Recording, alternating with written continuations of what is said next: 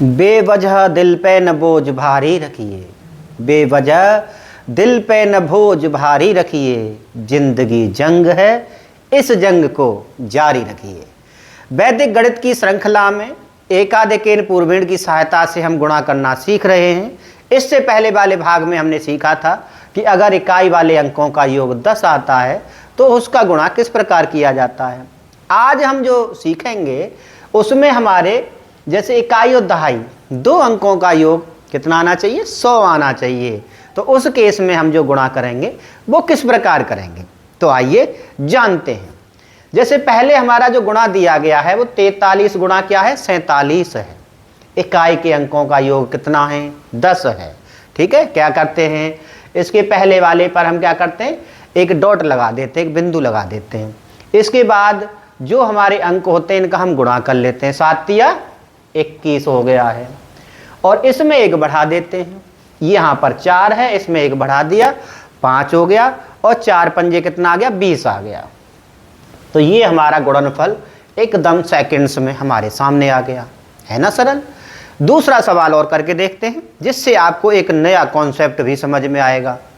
9 और 1 का योग कितना आ रहा है, 10 आ रहा है ना, बिल्कुल ठीक है। एकादेकेन पूर्वेण का ही प्रयोग हमें करना है।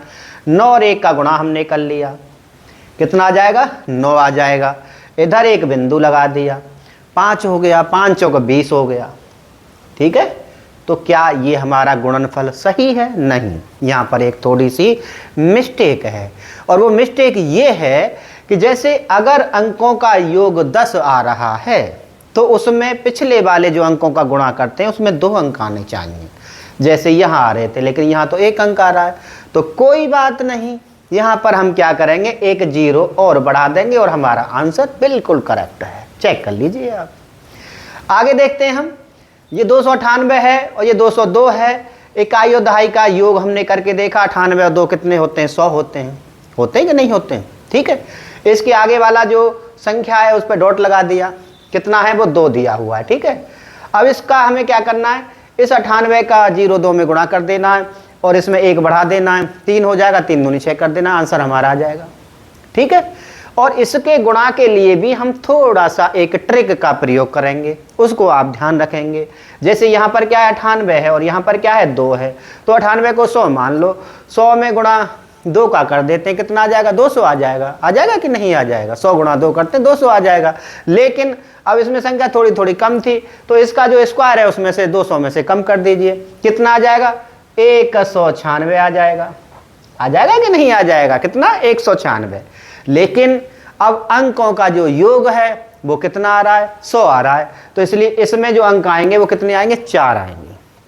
यहाँ पर जो अंक दिए गए हैं वो कितने हैं, 3 हैं, तो एक हम 0 यहाँ पर क्या कर देते हैं, बढ़ा देते हैं, और 2 तिया कितना हो जाएगा, 6 हो जाएगा, और हमारा गुणनफल हो गया सेकेंड्स में।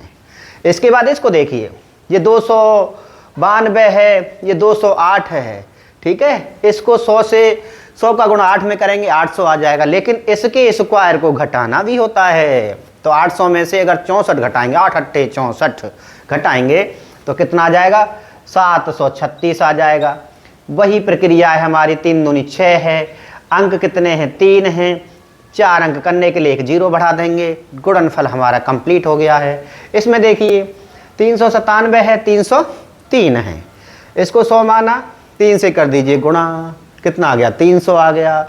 और 300 में से कितना घटाना है, 9 घटाना है, कितना घटाना है, नीचे वाले का स्क्वायर, तो कितना आ जाएगा, 291 आ जाएगा। कितना आ जाएगा, 291, और ये 3 चौक 12 हो जाएगा। लेकिन अंक 3 है तो क्या करेंगे, एक 0 बढ़ा देंगे। कितना आसान है एकादेकेन पूर्वेण की सहायता से गुणा करना। धन्यवाद।